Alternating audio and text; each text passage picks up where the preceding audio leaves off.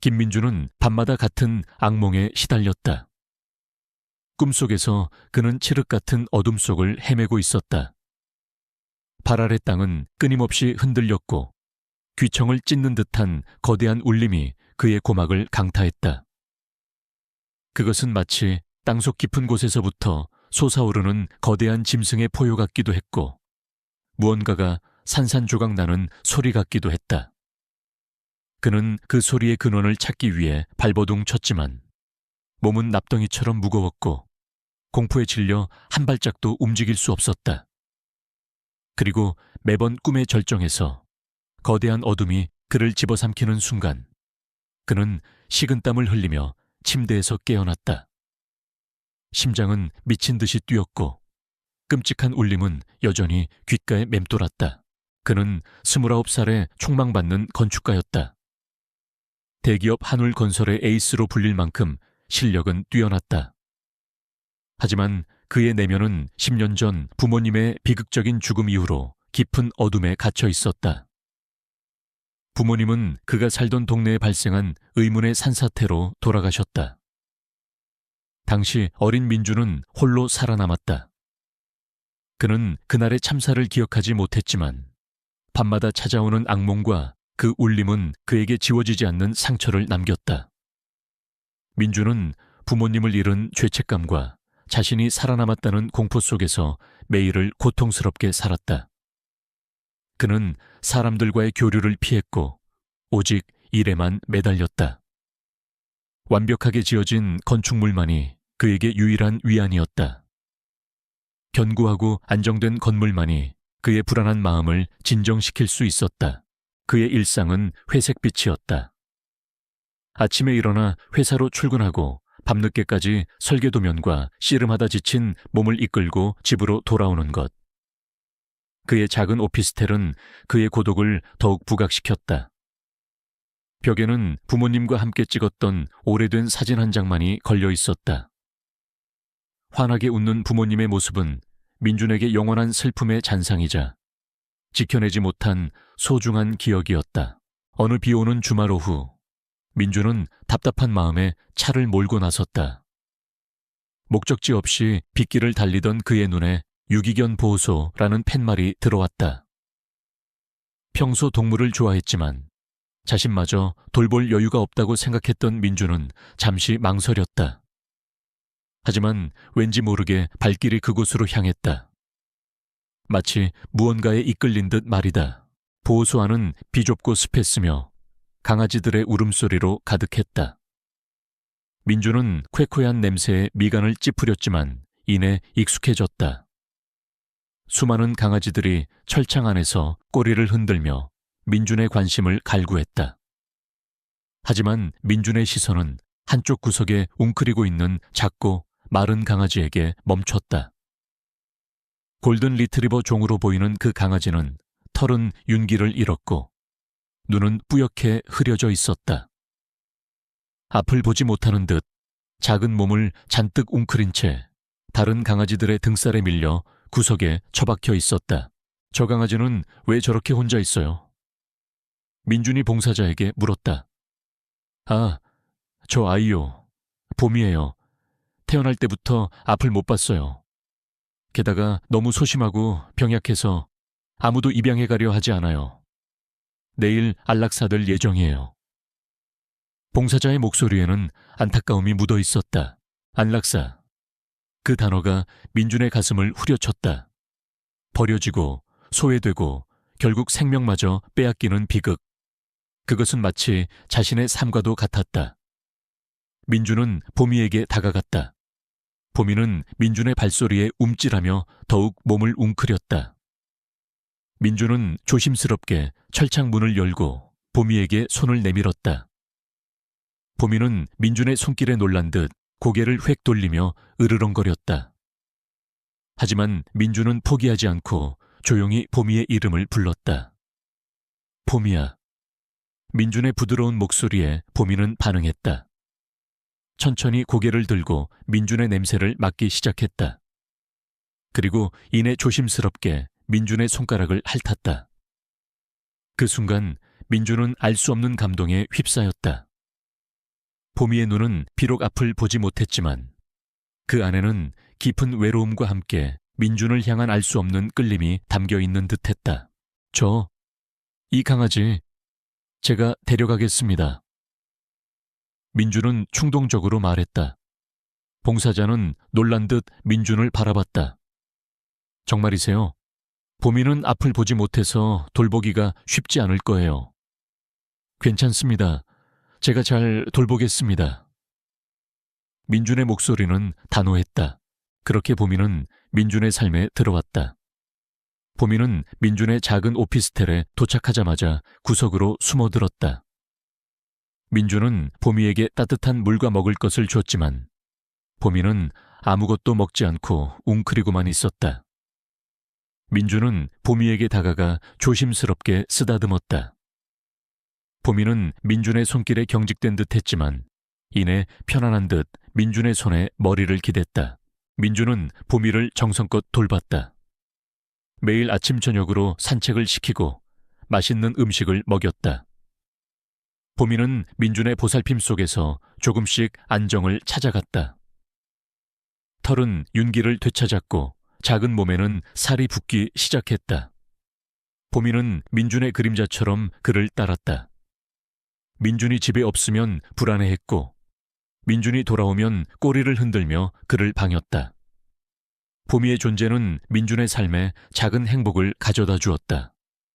그의 닫혔던 마음의 문이 조금씩 열리는 듯했다.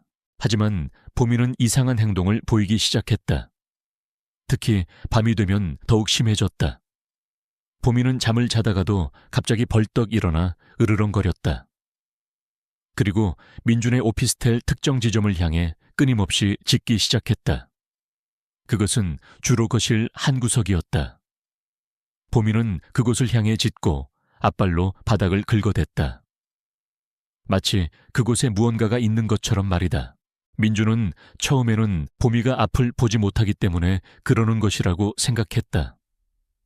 하지만 보미의 행동은 점점 더 격렬해졌다. 보미는 밤마다 민준의 침대 밑으로 기어들어와 불안에 떨었고 민준의 옷자락을 물고 침대 밖으로 끌어내려 했다. 민준은 보미를 달래려 했지만 보미는 그럴수록 더욱 집착적으로 그를 끌어냈다. 보미야, 왜 그래? 아무것도 없어. 민준은 보미의 머리를 쓰다듬으며 달랬다. 하지만 보미는 아랑곳하지 않고 계속 으르렁거리며 지저댔다. 그 소리는 민준의 밤을 더욱 고통스럽게 만들었다. 민준은 잠을 설쳤고 일상생활에도 지장이 생기기 시작했다. 그는 보미를 보호소에 다시 돌려보내야 하나 하는 생각까지 했다. 하지만 보미의 눈을 보면 그럴 수 없었다. 보미의 눈은 비록 앞을 보지 못했지만 그 안에는 민준을 향한 깊은 의존과 알 수 없는 간절함이 담겨 있었다. 민준은 보미의 행동에 대해 심각하게 생각하기 시작했다. 보미가 짖는 곳은 주로 거실과 침실의 특정 지점이었다. 민준은 그곳을 자세히 살펴보았지만 아무것도 발견할 수 없었다. 곰팡이나 습기 흔적도 없었고 바닥도 견고했다. 하지만 보미는 매번 같은 곳을 향해 지저댔다. 마치 그곳에 자신만이 볼 수 있는 무언가가 있는 것처럼 말이다. 어느 날 민준은 퇴근 후 지친 몸을 이끌고 집에 돌아왔다. 보미는 문을 열자마자 꼬리를 흔들며 민준을 방했다. 하지만 이내 보미는 거실 한 구석으로 달려가 짖기 시작했다. 평소보다 더 격렬하게 지저대는 보미의 모습에 민준은 이상한 느낌을 받았다. 그는 보미가 짖는 곳에 귀를 대고 바닥 소리에 집중했다. 희미하게 아주 작은 웅 하는 소리가 들리는 듯했다. 그것은 마치 땅속에서 울려 퍼지는 듯한 미세한 진동 같기도 했고 그의 악몽 속에서 들렸던 울림의 축소판 같기도 했다. 민준은 자신의 귀를 의심했다. 환청일까? 아니면 보미의 행동이 자신에게까지 영향을 미치는 것일까? 그는 휴대폰 플래시를 켜고 바닥을 비춰봤지만 아무것도 발견할 수 없었다. 하지만 보미는 계속 지저댔다. 마치 그 소리를 민준에게 들려주려는 것처럼 말이다. 그날 밤 민준은 잠자리에 들었지만 잠이 오지 않았다. 보미는 침대 밑으로 기어들어와 그의 팔을 긁고 그의 옷자락을 물고 침대 밖으로 끌어내려 했다. 평소보다 더 집요하게. 민준은 짜증이 났다. 그는 보미를 침대 밖으로 밀어내고 이불을 뒤집었었다. 보미야, 제발 좀 자자. 나도 좀 쉬어야 해. 민준이 낮게 으르렁거렸다. 하지만 보미는 포기하지 않았다. 보미는 그의 팔을 더욱 세게 물고 그를 끌어당겼다. 그 고통에 민준은 마지못해 침대 밖으로 나왔다. 보미는 그를 거실로 끌고 가더니 아까 짖었던 그 구석을 향해 발톱으로 바닥을 미친 듯이 긁어댔다. 도대체 왜 이러는 거야, 보미야. 민준은 화가 났다. 그는 보미를 안아들고 달래려 했지만 보미는 그의 품에서 벗어나려 몸부림쳤다. 그리고는 다시 그 구석으로 달려가 바닥을 긁어댔다. 그때 민준의 귓가에 희미한 웅 하는 소리가 더욱 선명하게 들려왔다. 땅속에서부터 울려 퍼지는 듯한 묵직한 진동. 그의 악몽 속 그 울림과 흡사했다. 민준은 갑자기 오싹한 기시감을 느꼈다. 그의 심장이 불안하게 뛰기 시작했다. 보미는 계속 지저댔다. 그의 옷자락을 물고 문 밖으로 끌어내려 했다. 민준은 보미의 행동이 심상치 않다는 것을 직감했다. 그는 보미에게 끌려가듯 문 밖으로 나왔다. 보미야, 도대체 왜 이러는 거야? 민준은 불안감에 휩싸였다. 보미는 민준을 마당으로 끌어내고 그곳에서 하늘을 향해 지저댔다. 민준은 보미의 행동에 어리둥절했지만 왠지 모르게 불길한 예감이 들었다. 그 순간 그의 귓가의 악몽 속 그 거대한 울림이 들려왔다. 땅이 흔들리고 그의 집이 흔들렸다. 집안에서는 유리창이 깨지는 소리, 벽이 갈라지는 소리가 들려왔다. 민준은 보미를 끌어안고 뒤를 돌아봤다. 그의 눈앞에 펼쳐진 광경은 참혹했다. 그의 집이 서서히 기울어지기 시작하더니 이내 굉음과 함께 순식간에 땅속으로 꺼져 들어갔다. 거대한 싱크홀이 그의 집이 있던 자리를 집어삼켰다. 민준은 충격에 휩싸여 아무 말도 할 수 없었다. 그의 집이 있던 자리는 거대한 구덩이로 변해 있었다. 그는 자신이 방금 죽을 고비를 넘겼다는 것을 깨달았다. 그리고 자신을 구한 것이 다름 아닌 눈먼 강아지 보미라는 사실에 소름이 돋았다. 보미는 민준의 품에 안겨 가늘게 떨고 있었다. 보미는 앞을 보지 못하지만 알 수 없는 능력으로 땅속의 위험을 감지하고 민준을 구해낸 것이었다. 보미야, 네가 나를 살렸어. 민준은 보미를 끌어안고 흐느꼈다. 보미는 민준의 얼굴을 핥으며 그를 위로했다. 10년간 그를 괴롭혔던 악몽 속 울림의 실체가 밝혀지는 순간이었다. 그것은 그의 부모님을 앗아간 산사태의 원인이자 그의 집을 집어삼킨 싱크홀의 원인이었다. 그리고 그 모든 것의 중심에 보미가 있었다. 보미는 단순한 강아지가 아니었다. 그는 민준에게 알 수 없는 메시지를 전달하고 그를 위험에서 구해내는 수호자였다. 이 사건으로 인해 민준은 모든 것을 잃었다. 집도 추억도 모두 싱크홀 속으로 사라졌다. 하지만 그는 중요한 것을 얻었다. 바로 보미와 함께 밝혀내야 할 진실의 실마리. 그는 보미의 존재가 단순한 우연이 아님을 직감했다. 그의 부모님의 죽음, 그리고 그를 따라다니는 의문의 울림. 이 모든 것이 보미와 연결되어 있었다. 그의 심장은 복수심과 함께 알 수 없는 결의로 뛰기 시작했다. 그는 이 모든 진실을 파헤쳐야 했다.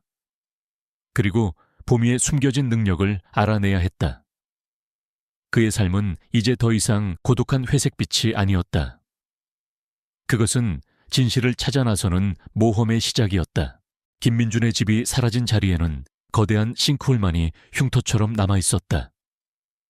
검게 뻥 뚫린 구덩이는 그날 밤의 끔찍한 기억을 여실히 보여주는 듯했다. 민주는 임시 대피소에 머물며 밤낮 없이 싱크홀에 대한 조사를 지켜봤다. 하지만 관계 당국의 발표는 변함없었다. 집안 약화로 인한 자연재해. 민주는 그 말을 믿을 수 없었다. 그의 직감은 이 모든 것이 단순한 우연이 아니라고 외치고 있었다. 그리고 그 중심에는 보미가 있었다. 보미는 싱크홀 발생 이후 더욱 민준에게서 떨어지려 하지 않았다.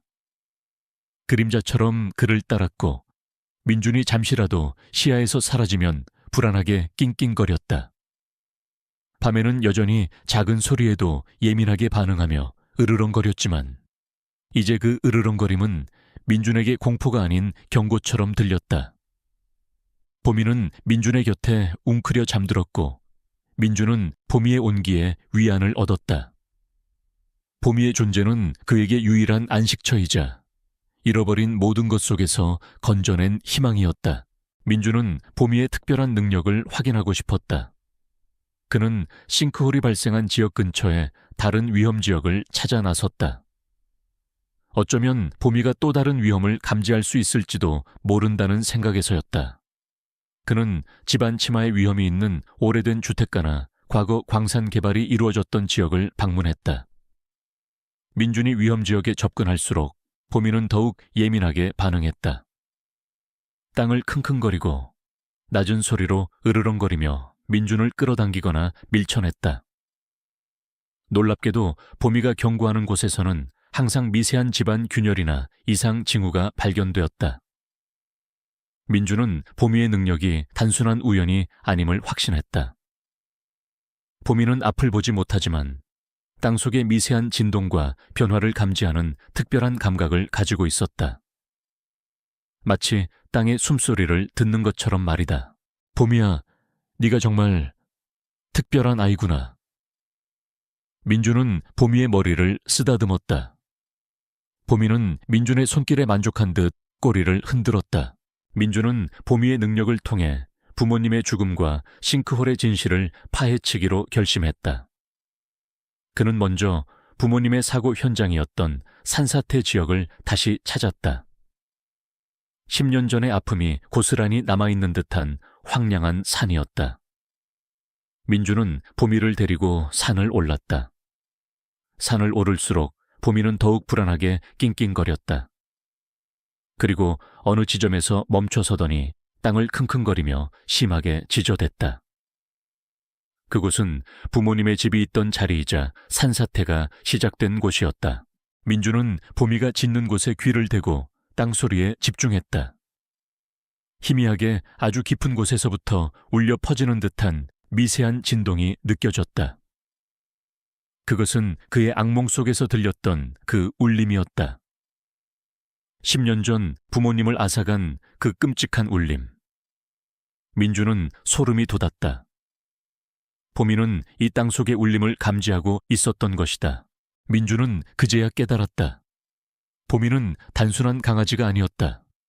그는 민준의 부모님 죽음과 연결된 메신저였다. 어쩌면 부모님의 마지막 순간에 보미가 함께 있었을지도 모른다는 섬뜩한 가설이 그의 머릿속을 스쳐 지나갔다. 그는 부모님 집터를 조사하기 시작했다. 산사태로 모든 것이 파괴되었지만 민준은 끈질기게 땅을 파헤쳤다. 그리고 흙더미 속에서 낡은 나무 상자 하나를 발견했다. 상자 안에는 먼지 쌓인 서류 뭉치와 낡은 수첩 하나가 들어있었다. 서류 뭉치는 그의 아버지 김영훈이 과거 근무했던 건설사 신우건설의 내부 보고서들이었다. 보고서들에는 지하광물 탐사 프로젝트라는 이름이 적혀 있었고 극비리의 진행, 정부 승인 없이 집안 불안정성 등의 위험한 내용들이 담겨 있었다. 그리고 수첩은 아버지의 것이었다. 아버지의 필체로 빼곡히 적힌 내용들. 민준은 수첩을 펼쳐 읽기 시작했다. 수첩에는 아버지의 비밀스러운 기록이 담겨 있었다. 아버지는 신우건설의 지하 광물 탐사 프로젝트에 참여했던 핵심 기술자였다. 아버지는 프로젝트 진행 과정에서 심각한 문제점을 발견했다. 지하 광물 채굴 방식이 너무나도 위험하여 집안을 심각하게 약화시키고 있었다. 아버지는 수첩에 지하에서 알 수 없는 거대한 울림이 느껴진다. 땅이 살아있는 것처럼 흔들린다. 이대로 가다간 이 지역 전체가 위험해질 것이다. 사람들의 목숨이 달린 문제다 라고 적어놓았다. 아버지는 이 사실을 신우건설의 경영진에게 보고했지만 그들은 아버지의 경고를 무시했다. 오히려 프로젝트를 더욱 강행했다. 아버지는 수첩에 그들은 오직 돈에만 눈이 멀어 있었다. 이대로는 안 된다. 나는 이 모든 것을 세상에 폭로해야 한다 라고 적었다. 그리고 마지막 페이지에는 강 회장, 당신의 탐욕이 모두를 죽일 것이다 라는 섬뜩한 문장이 쓰여 있었다. 강 회장. 민주는 그 이름에 시선이 멈췄다. 신우건설의 현재 회장인 강태산이었다. 강태산은 건설업계의 거물로 냉혹하고 잔인한 사업가로 알려져 있었다. 민주는 직감했다. 부모님의 죽음과 싱크홀의 원인은 바로 강태산의 탐욕 때문이었다. 아버지가 신우건설의 비리를 폭로하려 하자 강태산이 그를 제거하고 산사태를 조작한 것이 분명했다. 그리고 그 프로젝트로 약해진 집안이 10년 후 민준의 집을 집어삼킨 것이었다. 민준의 심장은 분노와 함께 복수심으로 불타올랐다. 그는 아버지가 남긴 수첩과 서류들을 꽉 움켜쥐었다. 이것이 바로 강태산의 죄를 밝혀낼 결정적인 증거였다. 그는 보미를 바라봤다. 보미는 민준의 결의에 찬 눈빛을 아는 듯 그의 발치에 웅크리고 앉아 있었다. 보미는 아버지의 마지막 메시지를 민준에게 전달하기 위해 그에게 온 것이었다.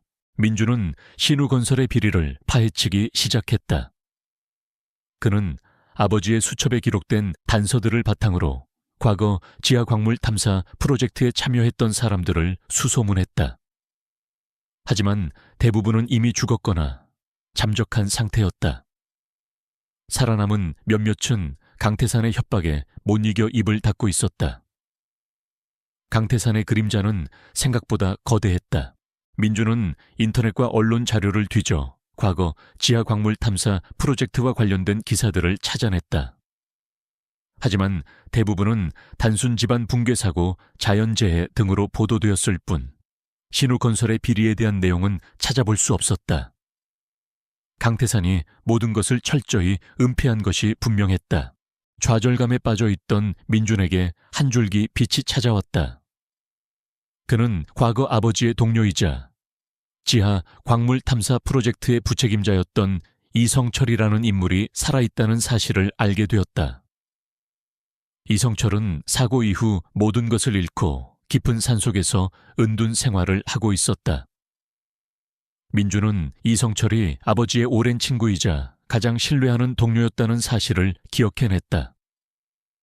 그가 진실을 알고 있을지도 모른다는 희망에 민주는 그를 찾아 나섰다. 민주는 낡은 차를 몰고 이성철이 살고 있는 산속 마을로 향했다. 보미는 민준의 옆자리에 앉아 조용히 창밖을 바라봤다.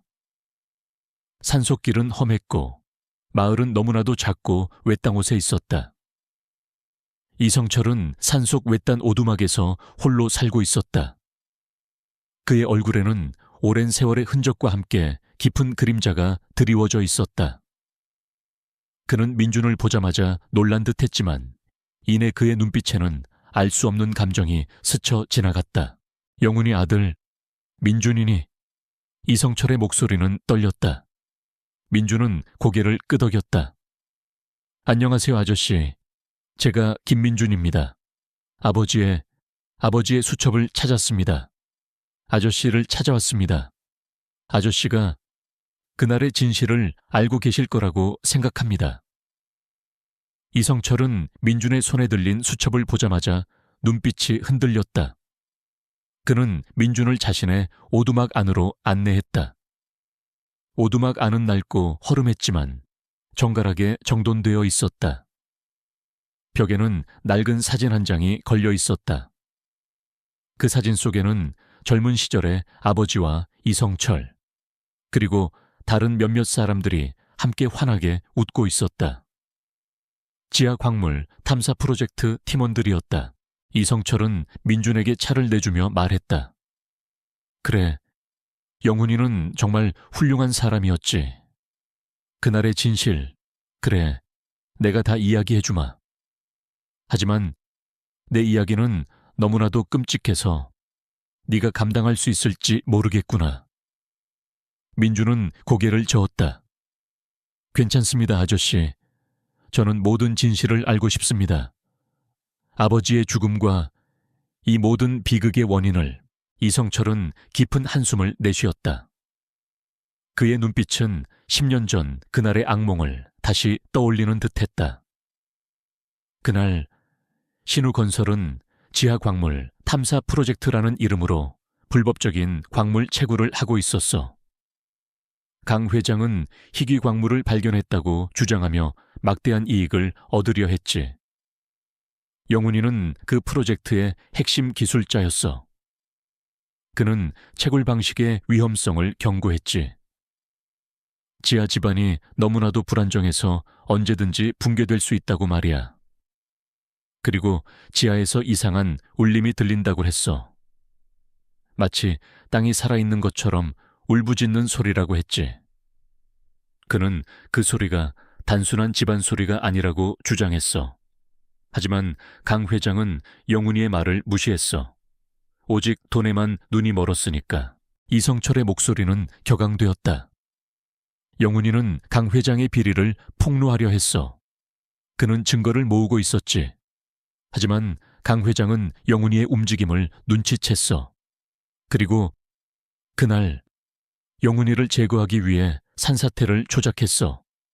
연구소에서 폭발을 일으키고 산사태로 위장한 거야. 영훈이는 그 자리에서 죽었지. 그리고 너의 어머니도 영훈이를 구하려다 함께. 이성철은 말을 잇지 못하고 흐느꼈다. 민주는 그의 이야기를 들으며 주먹을 꽉 쥐었다. 그의 아버지는 사고로 죽은 것이 아니었다. 강태산의 손에 살해당한 것이었다. 그리고 그의 어머니마저. 분노가 그의 온몸을 휘감았다. 그리고 나도 그날 영훈이를 도우려 했어. 하지만 강 회장의 부하들에게 잡혔지. 그들은 나를 협박했어. 이 모든 것을 비밀로 하라고. 그렇지 않으면 나 역시 영훈이처럼 될 거라고. 나는 너무나도 무서워서 아무것도 할 수 없었어. 너희 부모님을 지켜주지 못했어. 미안하다, 민준아. 정말 미안하다. 이성철은 민준의 손을 잡고 흐느꼈다. 민준은 이성철의 손을 잡았다. 아닙니다, 아저씨. 아저씨, 잘못이 아닙니다. 이 모든 것은 강태산 때문입니다. 저는 강태산을 용서하지 않을 겁니다. 반드시 그의 죄를 세상에 밝혀낼 겁니다. 아저씨, 저를 도와주시겠습니까? 아저씨가 가진 모든 것을 저에게 이야기해 주세요. 제가 강태산을 심판대에 세울 겁니다. 이성철은 민준의 결의에 찬 눈빛을 봤다. 그의 눈빛에는 10년 전 영훈이의 눈빛이 스쳐 지나가는 듯했다. 그는 고개를 끄덕였다. 그래, 영훈이의 아들인 네가 이 모든 것을 밝혀야 한다. 내가 가지고 있는 모든 자료들을 너에게 줄게. 강 회장이 저지른 모든 죄를 폭로해야 해. 이성철은 낡은 상자 하나를 꺼내 민준에게 건넸다. 상자 안에는 아버지의 수첩 외에도 수많은 서류와 사진들이 들어있었다. 신우건설의 불법 채굴 증거 자료, 강태산의 비자금 내역, 그리고 사고 당시의 현장 사진들까지. 그 모든 것은 강태산의 죄를 입증할 결정적인 증거들이었다. 민주는 증거 자료들을 손에 들고 이성철을 바라봤다. 그의 눈빛은 복수심으로 불타올랐다. 그는 강태산을 반드시 심판대에 세울 것이었다. 그는 보미를 바라봤다. 보미는 민준의 발치에 웅크리고 앉아 조용히 그를 응시하고 있었다. 보미는 이 모든 진실을 알고 있었던 것이다.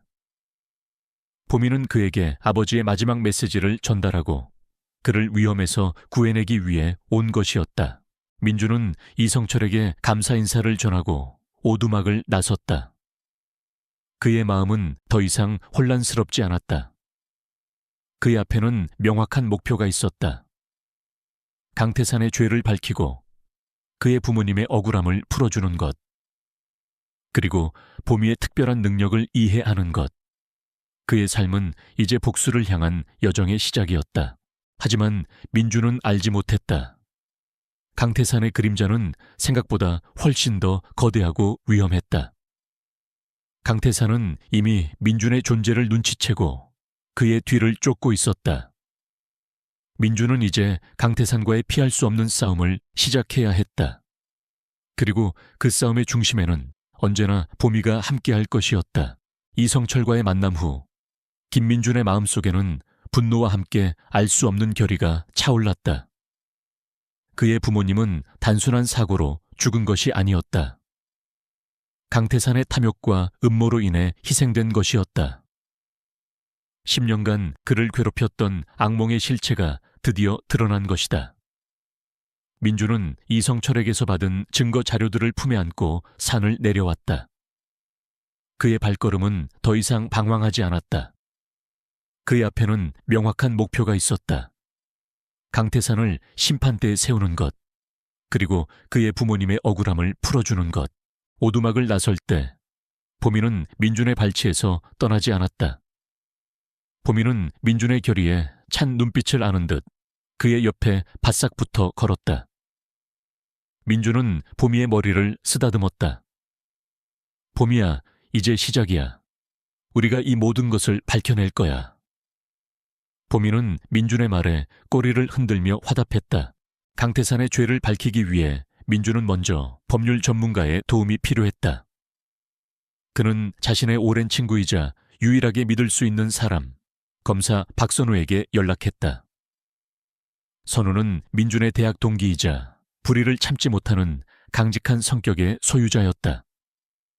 민준은 선우에게 이성철에게서 받은 모든 증거 자료를 건넸다. 아버지의 수첩, 신우건설의 불법 채굴 보고서, 강태산의 비자금 내역, 그리고 사고 당시의 현장 사진들까지. 선우는 민준의 이야기를 듣고 증거 자료들을 검토하면서 충격을 금치 못했다. 그의 표정은 심각했다. 김민준, 이 증거들이 사실이라면 이건 단순한 비리가 아니다.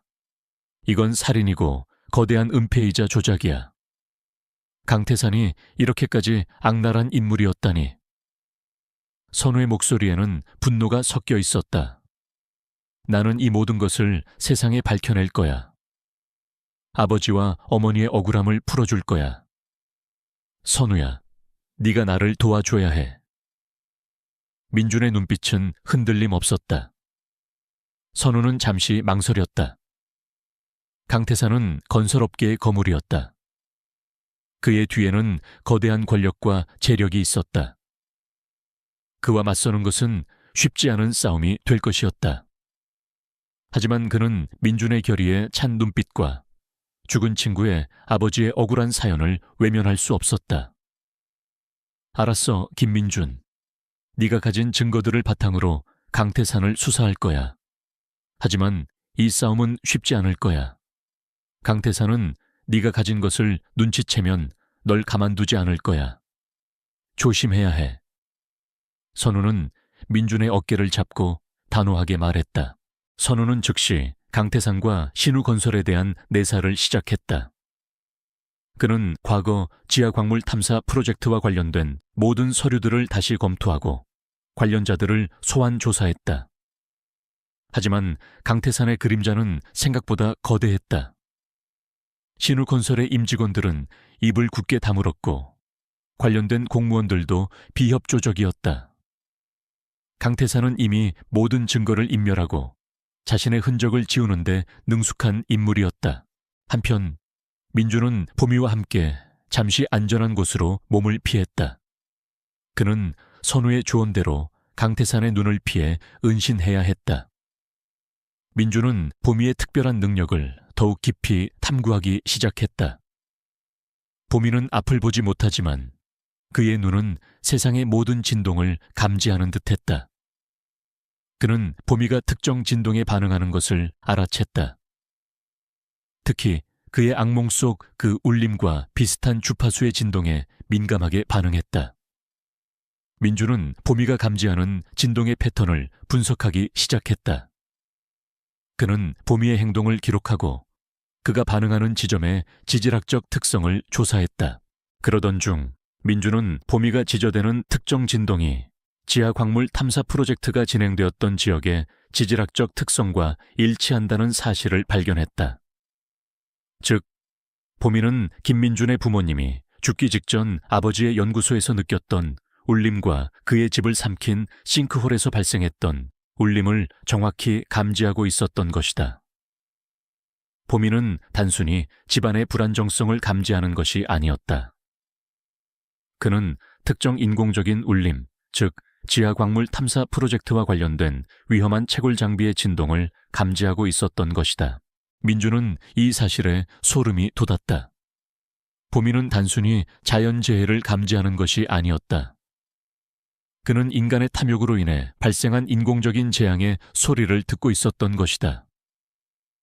보미는 그에게 아버지의 마지막 경고를 전달하고 그를 위험에서 구해낸 것이었다. 강태산은 민준의 움직임을 예의주시하고 있었다. 그는 자신의 권력과 재력을 이용해 민준의 뒤를 캤다. 민준이 이성철을 만난 사실을 알게 되자 강태산은 이성철을 찾아가 협박하고 감금했다. 민준은 이성철과의 연락이 끊기자 불안감을 느꼈다. 그는 이성철에게 위험이 닥쳤음을 직감했다. 민준은 선우에게 이 사실을 알렸다. 선우야, 이성철 아저씨가 위험해. 강태산이 아저씨를 감금한 것 같아. 선우는 즉시 이성철의 위치를 파악하기 시작했다. 그의 정보망을 총동원하여 이성철이 강태산의 개인 별장에 감금되어 있다는 사실을 알아냈다. 강태산의 별장은 외딴 곳에 위치해 있었고 삼엄한 경비 시스템으로 둘러싸여 있었다. 김인준, 이성철 씨를 구출해야 해. 그가 강태산의 손에 넘어간다면 모든 증거가 사라질 수도 있어. 선우는 민준에게 경고했다. 알고 있어. 내가 직접 갈 거야. 민준의 목소리는 단호했다. 선우는 민준의 무모한 행동에 걱정했지만 그의 결의를 꺾을 수 없었다. 선우는 민준에게 별장의 경비 시스템 도면과 내부 구조도를 넘겨주며 조언했다. 조심해야 해, 김민준. 강태산의 부하들은 잔인해. 그리고 보미를 데려가. 어쩌면 보미가 너를 도울 수 있을 거야. 민준은 보미를 데리고 강태산의 별장으로 향했다. 밤은 칠흑 같았고 별장은 어둠 속에 고요히 잠들어 있었다. 민준은 보미와 함께 별장 주위를 은밀하게 탐색했다. 보미는 민준의 품에 안겨 있었지만 그의 코는 끊임없이 주변의 냄새를 맡고 그의 귀는 미세한 소리에도 반응했다. 민준은 보미가 땅을 킁킁거리는 지점에 발소리를 줄이고 경계했다. 보미는 민준에게 보이지 않는 경계를 알려주는 듯했다. 별장의 경비 시스템은 생각보다 훨씬 더 철저했다. 적외선 센서, 동작 감지 센서, 그리고 CCTV가 사방에 설치되어 있었다. 민준은 건축가로서의 전문 지식을 활용하여 경비 시스템의 사각지대를 찾아냈다. 그는 보미와 함께 조용히 별장 안으로 침투했다. 별장 안은 호화로웠지만 섬뜩할 정도로 고요했다. 민준은 보미를 앞세우고 조심스럽게 복도를 걸었다. 보미는 민준의 발치에서 낮은 소리로 으르렁거리며 민준에게 다가오는 위험을 경고했다. 민준은 보미의 경고에 따라 몸을 숨기거나 발소리를 줄였다. 보미는 그의 눈 역할을 해주었다. 그들은 별장 지하에 있는 비밀 감금실을 찾아냈다. 감금실 문은 철통같이 잠겨 있었고 강력한 전자 잠금 장치로 보호되고 있었다. 민주는 문을 열기 위해 애썼지만 쉽지 않았다. 그때 보미는 감금실 문 앞에서 지저대기 시작했다. 그리고 그의 발로 문 아래의 작은 틈새를 가리켰다. 민주는 보미가 가리키는 곳에 손을 대고 조심스럽게 살펴보았다. 그곳에는 희미하게 스파크가 튀는 작은 전선이 연결되어 있었다. 민주는 그것이 전자잠금 장치의 제어 장치임을 직감했다. 민주는 보미가 가리키는 전선을 조심스럽게 잘라냈다. 삐빅 하는 소리와 함께 전자잠금 장치가 해제되었다. 문이 열리자 감금실 안에서는 피투성이가 된 이성철이 쓰러져 있었다. 이성철은 강태산의 부하들에게 심한 고문을 당한 듯했다. 그의 얼굴은 피범벅이 되어 있었고 몸은 여기저기 멍들어 있었다. 아저씨, 정신 차리세요. 민주는 이성철에게 달려가 그를 부축했다. 이성철은 희미하게 눈을 떴다. 민준아, 네가 어떻게... 괜찮습니다, 아저씨. 제가 왔습니다. 이제 안전해요. 민주는 이성철을 부축하고 감금실을 빠져나왔다. 하지만 그때 경비원들이 그들의 앞을 막아섰다. 강태산의 부하들이었다. 그들은 무기를 들고 민준과 이성철을 향해 총을 겨눴다. 이성철을 넘겨라. 그렇지 않으면 너도 여기서 죽을 것이다. 경비원들의 리더가 위협적인 목소리로 말했다. 민주는 이성철을 자신의 뒤로 숨기고 경비원들에게 맞섰다. 그의 주먹은 정확했고 그의 발차기는 날카로웠다. 그는 건축 현장에서 갈고 닦은 격투술로 경비원들을 제압했다. 하지만 경비원들의 수는 너무나도 많았고 그들은 계속해서 증원되었다. 민주는 이성철을 데리고 별장을 탈출해야 했다. 민주는 보미를 바라봤다. 보미는 민준의 발치에서 낮은 소리로 으르렁거리며 별장 내부의 특정 방향을 향해 고개를 돌렸다. 민주는 보미가 가리키는 방향에 비상구가 있을 것이라고 직감했다.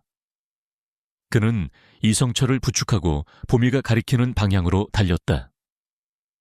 경비원들이 그들의 뒤를 쫓았다. 총성이 밤하늘을 갈랐다.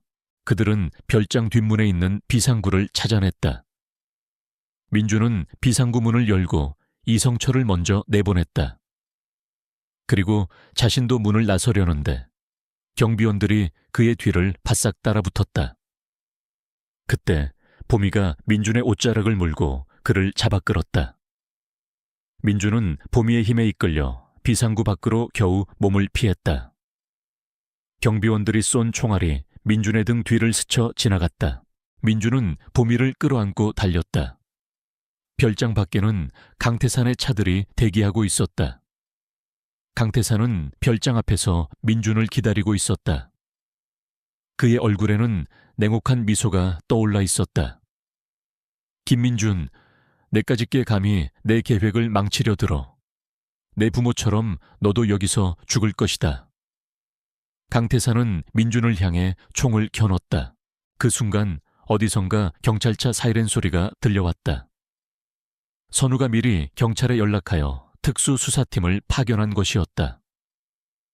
경찰차들이 별장 앞으로 들이닥쳤고 경찰들이 별장 안으로 진입했다. 강태산의 부하들은 경찰의 출현에 당황한 듯했지만 이내 경찰과 총격전을 벌였다. 총성이 난무하는 아수라장이 되었다. 민주는 보미를 끌어안고 이성철과 함께 몸을 피했다. 그는 강태산의 그림자가 자신을 덮치는 것을 느꼈다. 강태산은 민준에게 총을 겨눴지만 선우가 그를 제지했다. 강태산, 당신을 긴급 체포합니다. 모든 것은 끝났어. 선우는 강태산에게 총을 겨눴다. 강태산은 비웃었다. 내까짓게 감히 나를 체포해? 나는 한성그룹의 CEO다. 너희는 나를 건드릴 수 없어. 하지만 선우는 단호했다. 그는 민준이 넘겨준 증거 자료들을 바탕으로 이미 강태산의 모든 비리를 파악하고 있었다. 강태산의 모든 죄가 밝혀지는 순간이었다. 강태산은 결국 선우의 손에 체포되었다. 그의 부하들도 모두 제압되었다. 이성철은 구급차에 실려 병원으로 이송되었다. 그는 생명에는 지장이 없었지만 심한 부상과 정신적 충격을 입었다. 모든 것이 끝나고 민준은 보미를 끌어안았다. 보미는 민준의 품에 안겨 가늘게 떨고 있었다. 민준은 보미의 머리를 쓰다듬었다. 보미야, 네가 없었다면 나는 이 모든 것을 해낼 수 없었을 거야. 네가 나를 살렸어. 그리고 아버지의 마지막 메시지를 내게 전해줬어. 정말 고마워. 보미는 민준의 얼굴을 핥으며 그를 위로했다. 그의 눈에서는 눈물이 흘러내렸다. 그것은 슬픔의 눈물이 아니라 안도감과 감사의 눈물이었다. 그는 더 이상 혼자가 아니었다. 그의 곁에는 보미가 있었고 선우가 있었고 그리고 이제 이성철도 있었다. 김민준은 강태산을 심판대에 세우기 위해 모든 것을 걸었다. 그의 부모님의 억울한 죽음과 그의 집을 삼킨 싱크홀의 진실을 세상에 밝히는 것. 그리고 보미의 특별한 능력을 통해 그 모든 것을 해냈다. 그의 삶은 이제 더 이상 악몽 속에 갇히지 않을 것이었다. 그는 빛 속에서 새로운 미래를 향해 나아갈 것이었다. 하지만 그 앞에는 여전히 많은 역경이 남아 있었다. 강태산의 비리 네트워크는 생각보다 훨씬 더 거대했고 그의 그림자는 쉽게 사라지지 않을 것이었다. 민준의 싸움은 이제 막 시작된 것이었다. 강태산이 체포되자 신우건설은 큰 혼란에 빠졌다. 언론은 연일 강태산의 비리와 지하광물 탐사 프로젝트의 추악한 진실을 보도했다. 그의 불법 채굴과 증거 인멸, 그리고 김민준의 부모님을 살해한 혐의까지 모든 것이 세상에 드러났다. 여론은 분노로 들끓었고 강태산은 국민들의 공분을 샀다. 하지만 김민준은 알고 있었다. 강태산의 그림자는 쉽게 사라지지 않을 것이라는 것을. 그의 비리 네트워크는 생각보다 훨씬 더 거대했고 그의 뒤에는 여전히 거대한 세력이 숨어 있었다. 이성철은 병원에서 치료를 받으며 빠르게 회복하고 있었다. 민준은 매일 병원을 찾아 이성철의 회복을 도왔다. 이성철은 민준에게 그동안 강태산이 저지른 모든 악행과 그의 비리 네트워크에 대한 자세한 정보들을 털어놓았다. 강태산은 신우건설을 통해 막대한 비자금을 조성했고 그 돈으로 정치권과 언론, 심지어 사법부까지 매수하여 자신의 왕국을 건설하고 있었다. 그는 자신에게 방해가 되는 모든 것을 가차없이 제거했다. 민준의 부모님도 그 희생자 중 일부였다. 민준아, 강태산은 단순히 돈에 미친 놈이 아니야. 그는 탐욕으로 가득 찬 괴물이야. 그의 뒤에는 아직 밝혀지지 않은 거대한 세력이 숨어 있어. 조심해야 한다. 이성철은 민준에게 경고했다. 그의 목소리에는 아직 공포가 서려 있었다. 민준은 이성철의 조언을 귀담아 들었다. 그는 선우와 함께 강태산의 비리 네트워크를 파헤치는 데 전력을 다했다. 선우는 이성철에게서 받은 정보들을 바탕으로 강태산과 연루된 인물들을 하나하나씩 수사하기 시작했다. 그는 검찰 내부의 부패한 세력과도 맞서 싸워야 했다. 강태산의 그림자는 검찰 조직 내부까지 깊숙이 침투해 있었다. 선우의 수사팀은 수많은 방해 공작과 위협에 시달렸다. 심지어 그의 목숨을 노리는 테러 시도까지 있었다. 민준은 선우의 수사를 돕기 위해 자신의 해킹 실력을 활용했다. 그는 강태산에 숨겨진 비자금 계좌와 해외 유령 회사들을 추적하고 그의 비리 네트워크에 대한 추가 증거들을 찾아냈다. 민주는 밤낮 없이 컴퓨터 앞에 앉아 강태산의 검은 그림자를 추적했다. 보미는 민준의 옆에서 조용히 그를 지켜봤다. 민준이 지쳐 보이면 그의 다리에 머리를 비비거나 낮은 소리로 낑낑거리며 그를 위로했다. 보미의 존재는 민준에게 큰 힘이 되었다. 그러던 중 민준은 충격적인 사실을 발견했다. 강태산이 지하광물 탐사 프로젝트를 통해 얻은 기술을 이용하여 인공지능 기반의 지하 지진 감지 시스템을 개발하고 있었다는 것이었다. 이 시스템은 지하의 미세한 진동을 감지하고 지진을 예측하는 능력을 가지고 있었다. 하지만 강태산은 이 시스템을 순수한 과학적 목적으로 개발한 것이 아니었다. 그는 이 시스템을 이용하여 도시의 주요 기반 시설을 파괴하고 혼란을 야기하여 자신의 이익을 극대화하려 했다.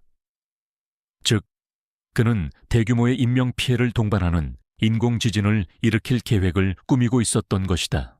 민주는 이 사실에 소름이 돋았다. 그의 악몽 속 그 울림은 단순한 집안의 울림이 아니었다. 그것은 강태산이 조작한 인공적인 지진파였다. 그의 부모님을 죽인 산사태도, 그의 집을 삼킨 싱크홀도 모두 강태산이 이 시스템을 이용해 조작한 결과였던 것이다. 그리고 보미는 이 시스템이 만들어내는 인공적인 지진파를 감지하고 있었던 것이었다. 보미는 단순한 강아지가 아니었다. 그는 인공적인 재앙의 메신저였다. 민주는 이 모든 사실을 선우에게 알렸다. 선우는 민준의 이야기에 경악했다. 말도 안 돼. 강태산이 이렇게까지 악마 같은 짓을 꾸미고 있었다니. 이건 전 인류를 위협하는 테러다. 맞아. 우리는 이 시스템을 막아야 해. 강태산의 계획을 저지해야 해. 민준의 목소리는 단호했다. 하지만 강태산은 이미 지하 지진 감지 시스템의 최종 테스트를 준비하고 있었다. 그는 서울 시내 한복판에서 대규모 인공지진을 일으켜 사람들에게 공포를 심어주고 자신의 권력을 과시하려 했다. 그는 이 모든 것을 자연재해로 위장할 계획이었다. 그의 목적은 오직 하나였다. 자신의 탐욕과 권력을 위해 수많은 사람들의 목숨을 희생시키는 것. 민준과 선우는 강태산의 계획을 저지하기 위해 마지막 작전을 계획했다. 그들은 강태산이 지하 지진 감지 시스템의 최종 테스트를 진행할 장소를 찾아냈다. 그곳은 서울 지하 깊은 곳에 위치한 비밀 연구소였다. 강태산은 그곳에서 시스템을 완벽하게 제어하고 인공 지진을 일으킬 계획이었다. 선우는 특수수사팀을 소집하여 비밀 연구소를 급습할 준비를 했다. 하지만 강태산의 비밀 연구소는 삼엄한 경비 시스템으로 둘러싸여 있었고 그의 부하들이 철통같이 지키고 있었다. 민주는 자신의 해킹 실력을 이용해 연구소의 경비 시스템을 무력화시키고 선우의 수사팀이 진입할 수 있는 통로를 확보해야 했다. 작전 당일, 민주는 보미를 데리고 선우의 수사팀과 함께 비밀 연구소로 향했다. 밤은 칠흑 같았고 도시의 불빛은 희미했다. 민준의 심장은 격렬하게 뛰었지만 그의 눈빛은 흔들림 없었다. 그의 곁에는 보미가 있었다. 보미는 민준의 발치에 바싹 붙어 그의 움직임을 따랐다. 연구소 외곽에 도착하자 민준은 노트북을 펼치고 연구소의 경비 시스템에 침투하기 시작했다. 그의 손가락은 키보드 위에서 춤을 추듯 움직였다. 수많은 코드들이 화면을 스쳐 지나갔다. 그는 강태산의 시스템을 뚫기 위해 전력을 다했다. 하지만 강태산의 시스템은 생각보다 강력하고 치밀했다. 그것은 지하 지진 감지 시스템과 연결되어 있었고 민준의 해킹을 감지하고 역공을 퍼붓기 시작했다. 김민준, 시스템이 너무 강력해. 이대로 가다간 우리의 위치가 노출될 수도 있어.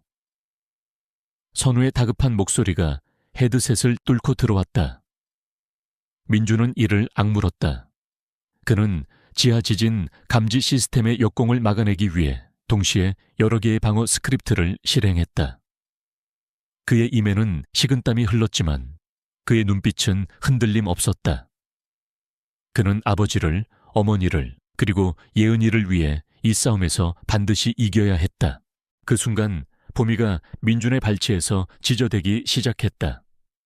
그리고 그의 노트북 화면을 향해 코를 들이댔다. 보미는 화면에 표시된 복잡한 진동 패턴 중 특정 지점을 가리키는 듯했다. 민준은 보미의 행동에 직감했다. 보미는 시스템의 약점을 알려주고 있었다. 그는 보미가 가리키는 진동 패턴을 분석하고 그곳에 해킹 코드를 주입했다. 미빅하는 소리와 함께 연구소의 경비 시스템이 마비되었다. 모든 카메라가 꺼지고 센서들이 무력화되었다. 민준은 성공했다. 선우야, 시스템이 다운됐어. 지금이야. 진입해. 민준이 소리쳤다. 선우와 특수수사팀은 즉시 연구소 안으로 진입했다. 그들은 강태산의 부하들과 격렬한 총격전을 벌였다. 총성이 밤하늘을 가득 채웠고 유리창이 산산조각났다. 민준은 보미를 데리고 연구소 내부로 진입했다. 그의 목표는 지하 지진 감지 시스템의 제어실이었다. 그곳에서 강태산을 막아야 했다. 연구소 내부는 미로처럼 복잡했다. 민준은 보미를 앞세우고 조심스럽게 복도를 걸었다. 보미는 민준의 발치에서 낮은 소리로 으르렁거리며 민준에게 다가오는 위험을 경고했다. 민준은 보미의 경고에 따라 몸을 숨기거나 발소리를 줄였다. 보미는 그의 눈 역할을 해주었다. 그는 보미의 안내를 따라 제어실로 향했다. 마침내 그들은 제어실 앞에 도착했다. 제어실 문은 철통같이 잠겨 있었고 강력한 보안 시스템으로 보호되고 있었다. 민준은 다시 노트북을 펼치고 제어실 문을 해킹하기 시작했다. 보미는 민준의 옆에서 불안하게 낑낑거렸다. 제어실 안에서 거대한 웅 하는 소리가 들려왔다. 지하 지진 감지 시스템이 가동되고 있었다. 인공지진이 곧 발생할 것이었다. 젠장, 시간이 없어. 민준은 이를 악물었다. 그의 손가락은 더욱 빠르게 움직였다. 그 순간 제어실 문이 열리고 강태산이 나타났다. 그의 얼굴에는 섬뜩한 미소가 떠올라 있었다. 그는 민준을 보자마자 비웃었다. 김민준, 내까짓게 감히 나를 막으려 들어. 이미 늦었어. 이제 곧 인공지진이 발생할 거야. 서울은 지옥으로 변할 것이다. 네 부모처럼 너도 여기서 죽을 것이다. 강태산은 총을 겨눴다. 민준은 보미를 자신의 뒤로 숨겼다. 그는 강태산의 총구를 피하고 그의 팔을 꺾어 총을 빼앗으려 했다. 그들은 제어실 앞에서 격렬한 몸싸움을 벌였다. 강태산은 필사적으로 저항했지만 민준은 그를 제압했다. 민준은 강태산을 밀쳐내고 제어실 안으로 들어섰다. 제어실 안에는 거대한 스크린에 복잡한 지진파 그래프가 표시되어 있었다. 그래프는 최고조에 달하고 있었다. 인공지진이 임박했다는 신호였다. 민준은 지하 지진 감지 시스템의 제어판으로 달려갔다. 그는 시스템을 중지시키려 했지만 강태산이 그의 뒤를 쫓아와 그를 막아섰다. 강태산은 민준에게 달려들어 그의 목을 졸랐다. 이 자식이 내 계획을 망치려 하지 마라. 강태산은 분노의 찬 목소리로 소리쳤다. 민준은 강태산의 소나귀에서 벗어나려 발버둥 쳤지만 강태산의 힘은 강했다. 그의 숨통이 조여왔다. 그때 보미가 강태산의 다리를 물고 늘어졌다. 강태산은 고통에 찬 비명을 지르며 보미를 뿌리치려 했다. 그 순간 민준은 강태산의 소나귀에서 벗어나 시스템 제어판으로 달려갔다. 그는 시스템의 전원을 끄고 긴급 정지 버튼을 눌렀다. 비빅 하는 소리와 함께 시스템의 가동이 멈췄다. 거대한 울림이 잦아들었다. 인공지진이 중지되었다. 민주는 쓰러져 숨을 몰아쉬었다. 강태산은 분노에 찬 눈빛으로 민준을 노려봤다. 네가 내 모든 것을 망쳤어. 강태산은 민준에게 달려들었다. 그 순간 선우와 특수 수사팀이 제어실 안으로 들이닥쳤다. 그들은 강태산을 제압하고 수갑을 채웠다. 강태산, 당신을 살인 및 테러 예비 음모 혐의로 긴급 체포합니다. 선우는 강태산에게 체포영장을 들이밀었다. 강태산은 분노의 치를 떨었지만 이미 때는 늦었다. 그는 결국 선우의 손에 체포되었다. 그의 부하들도 모두 제압되었다. 강태산의 모든 죄가 만천에 드러나는 순간이었다. 민주는 보미를 끌어안았다. 보미는 그의 품에 안겨 가늘게 떨고 있었다. 보미의 다리에는 강태산에게 물린 상처가 남아 있었다. 보미야, 괜찮아? 아팠지? 미안해. 민주는 보미의 상처를 어루만졌다. 보미는 민준의 손을 핥으며 그를 위로했다. 그의 눈에서는 눈물이 흘러내렸다. 그것은 안도감과 감사의 눈물이었다. 그는 보미 덕분에 이 모든 것을 해낼 수 있었다. 보미는 그의 수호자이자 그를 빛으로 이끌어준 존재였다. 민주는 보미를 데리고 병원으로 향했다. 보미는 다리에 입은 상처 때문에 치료를 받아야 했다. 다행히 심각한 상처는 아니었다. 민주는 보미의 옆에 앉아 그의 머리를 쓰다듬었다. 그는 이제 더 이상 악몽에 시달리지 않았다. 그의 밤은 평화롭고 고요했다. 그는 강태산을 심판대에 세웠고 그의 부모님의 억울함을 풀어주었다. 그리고 수많은 사람들의 목숨을 구했다. 하지만 민주는 알았다. 그의 싸움은 아직 끝나지 않았다. 강태산의 비리 네트워크는 생각보다 훨씬 더 거대했고 그의 그림자는 쉽게 사라지지 않을 것이었다. 민주는 이제 그 모든 것을 뿌리 뽑기 위해 새로운 시작을 해야 했다. 그리고 그 시작에는 언제나 보미가 함께할 것이었다. 그의 삶은 이제 복수를 넘어 정의와 희망을 향한 여정의 시작이었다. 강태산의 체포는 대한민국 사회에 거대한 파장을 일으켰다. 그의 범죄 행각은 상상 이상으로 추악했으며 그가 저지른 인공지진 예비 음모는 국민들을 경악하게 만들었다. 언론은 연일 강태산의 악행을 보도했고 그는 역사상 가장 잔인하고 탐욕스러운 기업인으로 기록될 것이었다. 하지만 김민주는 알고 있었다. 이것은 시작에 불과하다는 것을. 강태산은 거대한 빙산의 일각이었고 그의 뒤에는 여전히 밝혀지지 않은 어둠의 세력이 숨어 있었다.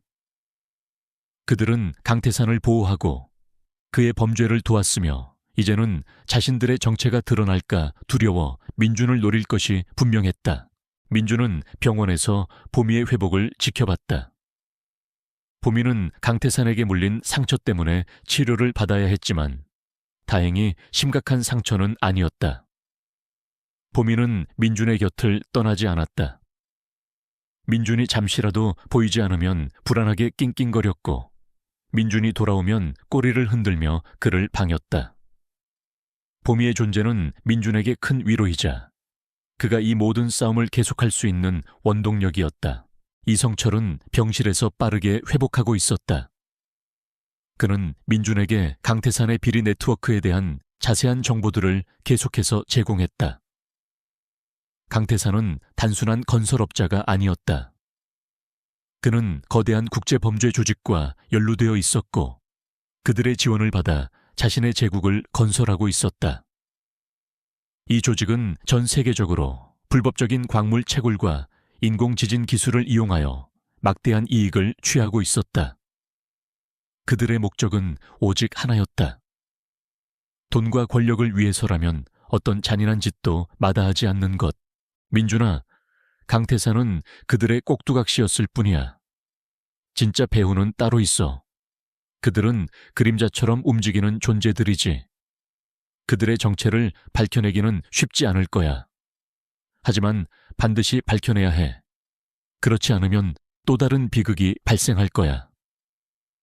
이성철은 민준에게 경고했다. 그의 목소리에는 깊은 두려움이 서려 있었다. 민준은 이성철의 말을 귀담아 들었다. 그는 선우와 함께 강태산의 배후 세력을 파헤치는 데 전력을 다했다. 선우는 강태산 사건을 통해 검찰 내부의 부패한 세력들을 일망타진했다. 그는 이제 검찰 내에서 가장 신뢰받는 검사이자 정의의 상징이 되었다. 선우는 민준의 조력자이자 든든한 아군이 되어주었다. 민준은 자신의 해킹 실력을 이용하여 강태산의 배후 세력을 추적하기 시작했다. 그는 강태산이 사용했던 해외 비밀 서버와 암호화된 통신 기록들을 분석했다. 그의 눈앞에는 거대한 국제범죄 조직의 실체가 서서히 드러나고 있었다. 그들은 자신들의 흔적을 철저히 지웠지만 민준의 해킹 실력은 그들의 생각보다 훨씬 더 뛰어났다. 그는 그들의 암호화된 통신 기록에서 특정 암호를 찾아냈다. 그것은 조직 내부에서만 사용하는 특수한 암호였다. 민준은 그 암호를 해독하기 위해 밤낮 없이 매달렸다. 보민은 민준의 옆에서 조용히 그를 지켜봤다. 민준이 잠시라도 컴퓨터에서 벗어나면 보민은 그의 다리에 머리를 비비거나 낮은 소리로 낑낑거리며 그를 재촉했다. 마치 그 암호의 중요성을 아는 것처럼 말이다. 며칠 밤낮의 사투 끝에 민준은 마침내 암호를 해독하는 데 성공했다. 암호 속에는 충격적인 내용이 담겨 있었다. 강태산의 배후 세력은 섀도우 그룹이라는 이름의 국제범죄 조직이었다. 그들은 전 세계적으로 불법적인 광물 채굴과 인공지진 기술을 이용하여 막대한 이익을 취하고 있었고, 그들의 최종 목표는 전 세계의 자원을 독점하고 세계 경제를 장악하는 것이었다. 그들은 자신들의 목적을 위해서는 어떤 잔인한 짓도 마다하지 않았다. 무고한 사람들을 희생시키고 도시를 파괴하며 정부를 전복시키는 것까지 민준은 섀도우 그룹의 실체에 소름이 돋았다. 그는 그들이 다음 목표로 삼고 있는 도시가 어디인지 알아내기 위해 암호화된 통신 기록들을 더욱 깊이 분석했다. 그리고 그는 충격적인 사실을 발견했다. 섀도우 그룹이 다음 목표로 삼고 있는 도시는 바로 서울이었다. 그들은 강태산이 개발했던 지하 지진 감지 시스템을 이용하여 서울의 대규모 인공지진을 일으킬 계획이었다. 그들의 목적은 혼란을 야기하여 서울의 주요 기반 시설을 파괴하고 재건축 과정에서 막대한 이익을 취하는 것이었다. 그들은 이번에는 강태산 때보다 훨씬 더 강력한 인공지진을 일으켜 서울을 폐허로 만들 계획이었다. 민준은 이 사실에 경악했다. 그는 즉시 선우에게 이 사실을 알렸다. 선우는 민준의 이야기에 충격을 금치 못했다. 말도 안 돼. 서울의 인공지진을 일으키려 한다니. 이건 상상조차 할 수 없는 일이다. 선우의 목소리는 격앙되었다. 맞아. 우리는 이 모든 것을 막아야 해. 섀도우 그룹의 계획을 저지해야 해. 민준의 목소리는 단호했다. 민준과 선우는 섀도우 그룹의 계획을 저지하기 위해 마지막 작전을 계획했다. 그들은 섀도우 그룹이 인공지진을 일으킬 시스템의 최종 점검을 할 장소를 찾아냈다. 그곳은 서울 지하 깊은 곳에 위치한 폐쇄된 지하 벙커였다. 섀도우 그룹은 그곳에서 시스템을 완벽하게 제어하고 인공지진을 일으킬 계획이었다. 그들은 강태산을 통해 개발한 지하 지진 감지 시스템을 더욱 고도화하여 마치 작은 행성 내부의 진동까지도 조절할 수 있는 수준으로 발전시켰다. 선우는 특수수사팀을 소집하여 지하 벙커를 급습할 준비를 했다. 하지만 섀도우 그룹의 지하 벙커는 삼엄한 경비 시스템으로 둘러싸여 있었고 그들의 부하들이 철통같이 지키고 있었다.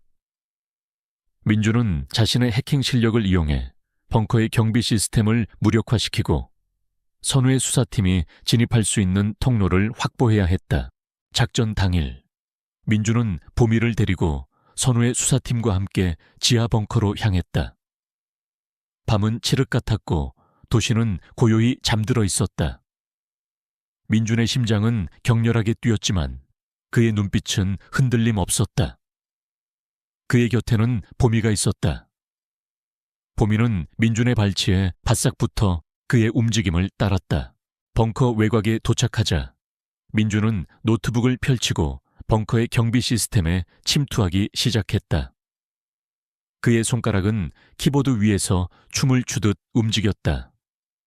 수많은 코드들이 화면을 스쳐 지나갔다. 그는 섀도우 그룹의 시스템을 뚫기 위해 전력을 다했다. 하지만 섀도우 그룹의 시스템은 강태산의 시스템보다 훨씬 더 강력하고 치밀했다. 그것은 전 세계의 모든 지진 데이터와 연결되어 있었고 민준의 해킹을 감지하고 역공을 퍼붓기 시작했다. 김민준, 시스템이 너무 강력해. 이대로 가다간 우리의 위치가 노출될 수도 있어. 선우의 다급한 목소리가 헤드셋을 뚫고 들어왔다. 민준은 이를 악물었다. 그는 섀도우 그룹의 역공을 막아내기 위해 동시에 여러 개의 방어 스크립트를 실행했다. 그의 입에는 식은땀이 흘렀지만 그의 눈빛은 흔들림 없었다. 그는 그의 부모님을 그리고 수많은 사람들의 목숨을 구하기 위해 이 싸움에서 반드시 이겨야 했다. 그 순간 보미가 민준의 발치에서 지저대기 시작했다. 그리고 그의 노트북 화면을 향해 콜을 들이댔다. 보미는 화면에 표시된 복잡한 진동 패턴 중 특정 지점을 가리키는 듯했다. 민준은 보미의 행동에 직감했다. 보미는 시스템의 약점을 알려주고 있었다. 그는 보미가 가리키는 진동 패턴을 분석하고 그곳에 해킹 코드를 주입했다. 보미는 단순한 강아지가 아니었다. 그는 인공지진 시스템이 만들어내는 미세한 진동을 감지하고 그 진동의 약점을 찾아내는 특별한 능력을 가지고 있었다. 미빅하는 소리와 함께 벙커의 경비 시스템이 마비되었다. 모든 카메라가 꺼지고 센서들이 무력화되었다. 민준은 성공했다. 선우야, 시스템이 다운됐어. 지금이야. 진입해. 민준이 소리쳤다. 선우와 특수수사팀은 즉시 벙커 안으로 진입했다.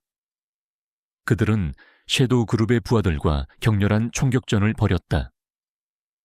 총성이 밤하늘을 가득 채웠고 지하 벙커는 아수라장이 되었다. 민준은 보미를 데리고 벙커 내부로 진입했다. 그의 목표는 지하 지진 조작 시스템의 제어실이었다. 그곳에서 섀도우 그룹의 리더를 막아야 했다. 벙커 내부는 미로처럼 복잡했다. 민준은 보미를 앞세우고 조심스럽게 복도를 걸었다. 보미는 민준의 발치에서 낮은 소리로 으르렁거리며 민준에게 다가오는 위험을 경고했다. 민준은 보미의 경고에 따라 몸을 숨기거나 발소리를 줄였다. 보미는 그의 눈 역할을 해주었다. 그는 보미의 안내를 따라 제어실로 향했다. 마침내 그들은 제어실 앞에 도착했다. 제어실 문은 철통같이 잠겨 있었고 강력한 보안 시스템으로 보호되고 있었다. 민준은 다시 노트북을 펼치고 제어실 문을 해킹하기 시작했다. 보미는 민준의 옆에서 불안하게 낑낑거렸다.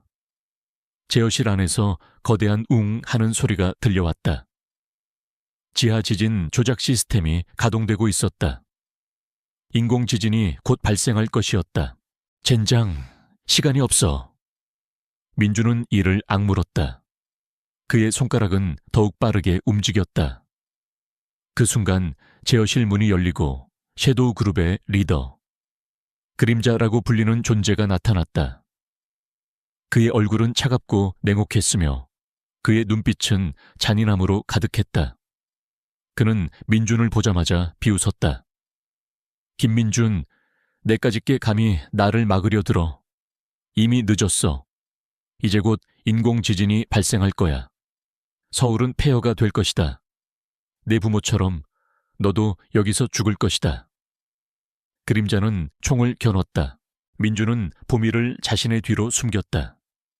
그는 그림자의 총구를 피하고 그의 팔을 꺾어 총을 빼앗으려 했다. 그들은 제어실 앞에서 격렬한 몸싸움을 벌였다.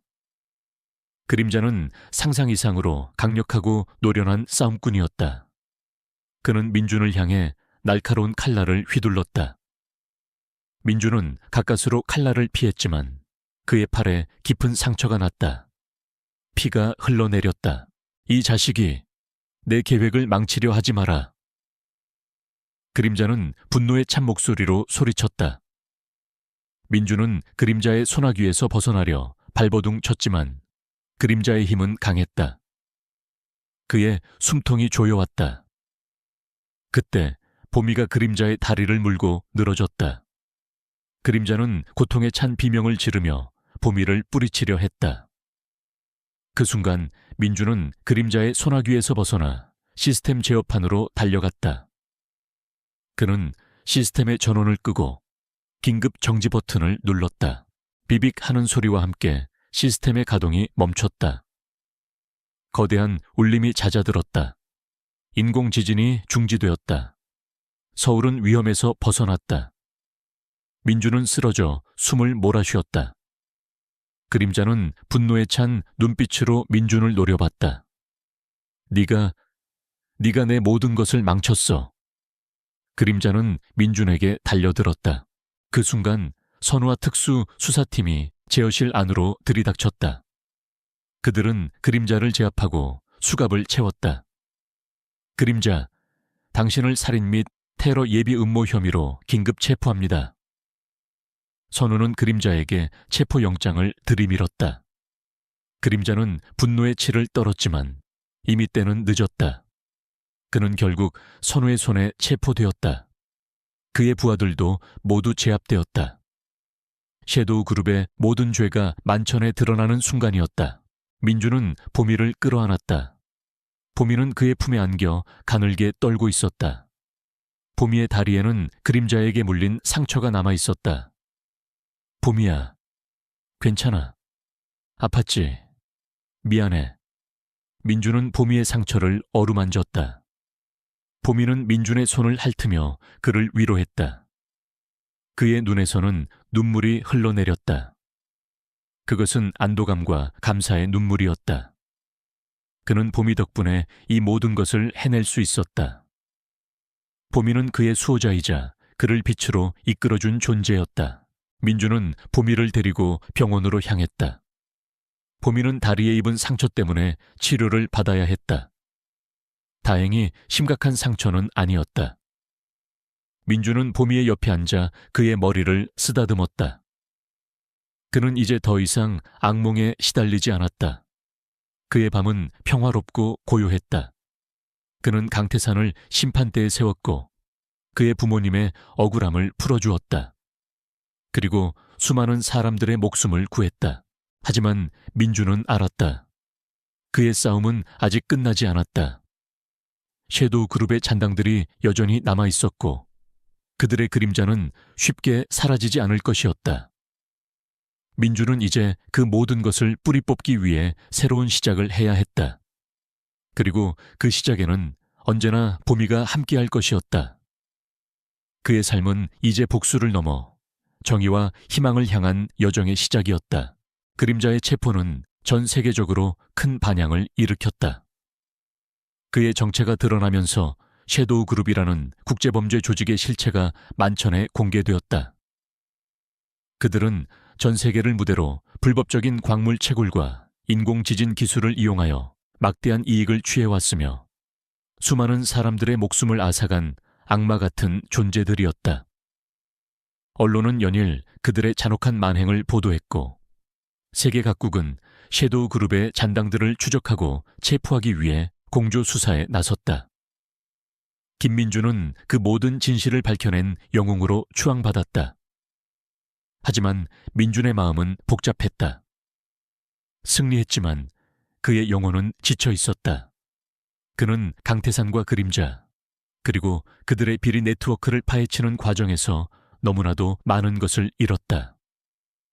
특히 보미의 희생은 그의 가슴에 지울 수 없는 상처를 남겼다. 보미는 그림자와의 마지막 대결에서 민준을 구하고 치명적인 부상을 입었다. 민준은 보미를 데리고 병원으로 향했지만 이미 때는 늦었다. 보미는 민준의 품에서 마지막 숨을 거두었다. 그의 눈은 여전히 앞을 보지 못했지만 그 눈빛은 민준을 향한 깊은 사랑과 감사를 담고 있었다. 민준은 보미의 죽음 앞에서 오열했다. 그의 삶에 들어와 그를 어둠에서 건져내고 그의 부모님의 억울함을 풀어주고 수많은 사람들의 목숨을 구한 영웅. 그 모든 것이 보미 덕분이었다. 보미는 민준의 잃어버린 가족이자 그의 영원한 수호자였다. 보미의 죽음은 민준에게 다시 한번 깊은 좌절감을 안겨주었다. 그는 또다시 사랑하는 존재를 잃었다는 슬픔에 잠겼다. 그의 부모님, 그리고 보미. 그들은 모두 그의 곁을 떠났다. 민준은 자신의 삶이 저주받았다고 생각했다. 그가 사랑하는 모든 것들이 그를 떠나갔다. 선우는 민준의 곁을 지켰다. 그는 민준의 슬픔을 누구보다 잘 이해했다. 선우는 보미의 장례를 치르는 것을 도왔다.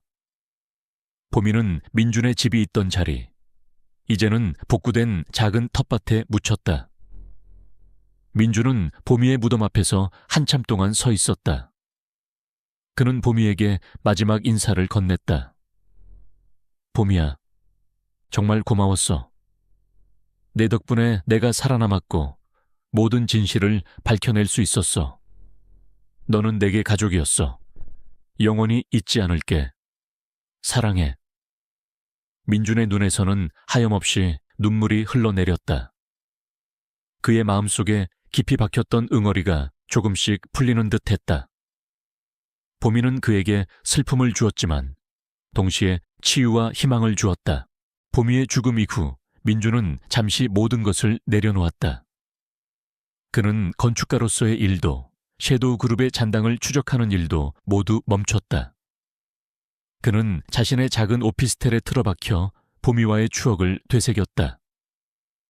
보미가 짖었던 거실 한 구석, 함께 산책했던 공원, 그리고 보미의 냄새가 배어있는 작은 방석까지. 모든 것이 그에게 보미를 떠올리게 했다. 선우는 민준의 상태를 걱정했다. 그는 민준을 찾아와 위로하고 격려했다. 김민준, 너는 할 일을 다 했어. 너는 영웅이야. 이제 좀 쉬어. 그리고 보미는 내 마음속에 영원히 살아있을 거야. 선우는 민준의 어깨를 토닥였다. 민준은 선우의 위로에도 불구하고 깊은 슬픔에서 헤어나오지 못했다. 그는 보미를 잃은 상실감에 빠져 허우적거렸다. 그의 밤은 다시 악몽으로 가득 찼다. 하지만 이제 그 악몽 속에는 울림 대신 보미의 슬픈 눈빛이 그를 맴돌았다. 그러던 어느 날 밤, 민준은 꿈속에서 보미를 만났다. 보미는 그의 옆에서 꼬리를 흔들며 밝게 웃고 있었다. 그의 눈은 여전히 앞을 보지 못했지만 그의 눈빛은 평화로웠다. 보미는 민준에게 다가와 그의 손을 핥았다. 그리고는 어딘가를 향해 고개를 돌렸다. 그곳에는 희미하게 빛나는 문이 있었다. 보미는 그 문을 향해 걸어갔다. 민준은 보미를 따라 문을 향해 걸어갔지만 보미는 문턱을 넘어섰고 민준은 더 이상 갈 수 없었다. 보미는 그를 돌아보며 밝게 웃었다. 그리고는 손을 흔들며 말했다. 아빠, 행복하게 살아요. 아빠는 이제 혼자가 아니에요. 민준은 꿈에서 깨어나 눈물을 흘렸다. 그것은 슬픔의 눈물이 아니라 사랑과 그리움, 그리고 희망의 눈물이었다. 보미는 그에게 마지막 메시지를 전한 것이었다. 그에게 행복하게 살아가라고, 이제는 혼자가 아니라고. 민준은 보미의 메시지를 깨달았다. 그는 더 이상 과거의 그림자에 갇혀 살아서는 안 되었다. 그는 보미의 희생과 사랑을 기억하고 그가 남긴 메시지대로 새로운 삶을 시작해야 했다. 민주는 다시 일어섰다. 그의 얼굴에는 희미한 미소가 떠올랐다. 그는 먼저 보미의 무덤을 찾아갔다. 그리고 그곳에 보미가 가장 좋아했던 장난감을 놓아주었다. 보미야, 네 덕분에 내가 다시 일어설 수 있었어. 네가 남긴 메시지대로 행복하게 살아갈게. 그리고 너의 희생이 헛되지 않도록 이 세상에 정의와 희망을 심는 일을 계속할게. 영원히 잊지 않을게. 나의 수호자 보미. 민주는 다시 건축가의 길을 걸었다. 하지만 이제 그의 건축은 이전과 달랐다. 그는 더 이상 단순히 건물을 짓는데 만족하지 않았다. 그는 사람들의 안전과 삶의 질을 향상시키는 데 기여하는 건축물을 만들고 싶었다. 그는 특히 지진에 강하고 자연재해에 대비할 수 있는 건축 기술을 연구하기 시작했다. 그는 자신의 경험과 지식을 활용하여 재난 예방 및 복구 시스템을 개발하는 데 주력했다. 민주는 선우와 함께 보미재단을 설립했다. 보미재단은 자연재해 및 인공지진 피해자들을 돕고 동물보호 및 유기견 구조 활동을 지원하는 비영리 단체였다. 민주는 재단의 대표로서 자신의 재능과 재산을 기부했고, 선우는 재단의 법률 고문으로서 그를 도왔다. 이성철 역시 재단의 기술 고문으로 참여하여 집안 안정성 연구와 재난 예방 시스템 개발에 기여했다. 그들은 보미의 희생을 기억하고 그의 정신을 이어받아 세상에 선한 영향력을 펼치고자 했다. 보미 재단은 빠르게 성장했다. 민준의 뛰어난 건축 기술과 재난 예방 시스템 개발 능력, 선우의 법률 지식과 정의로운 신념, 그리고 이성철의 풍부한 경험과 지식이 시너지를 발휘했다. 그들은 재난 피해자들에게 주택 복구 및 심리 치료를 지원하고 유기동물들에게 따뜻한 보금자리를 제공했으며 지진 예방 시스템을 개발하여 더 이상 비극적인 인명피해가 발생하지 않도록 노력했다. 그들은 보미의 이름을 걸고 세상에 희망을 심어주었다. 민준의 삶은 이제 더 이상 고독하지 않았다. 그의 곁에는 선우와 이성철, 그리고 보미재단의 수많은 동료들이 있었다. 그들은 함께 웃고, 함께 울며, 함께 세상을 변화시켜 나갔다. 민주는 보미의 희생을 통해 진정한 사랑과 용기, 그리고 삶의 의미를 깨달았다. 그는 이제 과거의 그림자에 갇히지 않았다. 그는 빛 속에서 새로운 미래를 향해 나아갈 것이었다. 하지만 민준의 싸움은 아직 완전히 끝나지 않았다. 섀도우 그룹의 잔당들은 여전히 세상 곳곳에 숨어 있었고 그들은 복수를 꿈꾸고 있었다. 그들은 보미 재단의 활동을 방해하고 민준에게 위협을 가했다. 민준은 그들과의 피할 수 없는 싸움을 계속해야 했다. 하지만 그는 더 이상 혼자가 아니었다. 그의 곁에는 그를 믿고 지지해주는 동료들이 있었고 그의 마음속에는 보미의 사랑과 희생이 살아있었다. 어느 날 밤 민준은 보미의 무덤 앞에서 조용히 섰다. 달빛이 무덤을 환하게 비추고 있었다. 민준은 보미의 사진을 쓰다듬었다. 보미야, 네 덕분에 내가 이렇게 많은 사람들을 도울 수 있게 됐어. 너의 희생은 결코 헛되지 않았어. 나는 너의 이름을 걸고 이 세상을 더욱 안전하고 살기 좋은 곳으로 만들 거야. 너는 나의 영원한 수호자야. 그때 민준의 발치에 작은 그림자가 드리워졌다. 민준은 고개를 돌렸다. 그곳에는 작은 강아지 한 마리가 서 있었다. 그 강아지는 보미와 같은 골든 리트리버 종이었고 눈은 뿌옇게 흐려져 앞을 보지 못하는 듯했다. 하지만 그의 눈빛은 보미의 눈빛과 똑같았다. 희미하게 빛나는 알 수 없는 영롱함. 민준은 놀라움과 함께 알 수 없는 감동에 휩싸였다. 그는 그 강아지에게 다가갔다. 강아지는 민준의 발소리에 움찔했지만 이내 민준의 손길에 몸을 기댔다. 민준은 그 강아지를 품에 안았다. 그의 온몸에 전율이 흘렀다. 마치 봄이가 다시 돌아온 것 같은 느낌이었다. 민주는 그 강아지에게 새봄이라는 이름을 붙여주었다.